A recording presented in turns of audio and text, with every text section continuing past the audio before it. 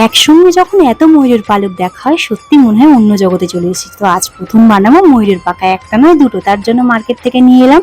তো কেকের দুটো বেশ নিয়ে নিয়েছি, বাবা কঞ্চি কেটে রেডি করে দিয়েছিল, ওটা বেশের ভেতর ঢুকিয়ে দিলাম, তারপর চুঁচ দিয়ে ফুটো করে নিলাম, তারপর জিগজ্যাগ করে সেলাই করে দিলাম। তারপর নিয়ে নিলাম কত ময়ূরের পালক, কি সুন্দর না। তারপর উপর থেকে ছোট ছোট করে মাথাগুলো কেটে নিলাম। তারপর বেশের উপরে যে অবশিষ্ট ময়ূরের পালকগুলো ওগুলো আঠা দিয়ে ভালো করে কভার করে নিলাম যাতে একটুও না ফাঁকা থাকে।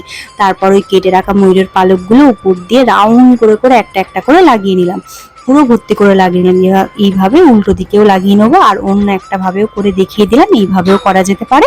তারপর নিচে যে হাত পাখাটার যে ডান্ডিটা রয়েছে ওটার মধ্যে দর্শকর্মা দোকান থেকে লেস এনেও লাগিয়ে দিলাম আঠা দিয়ে।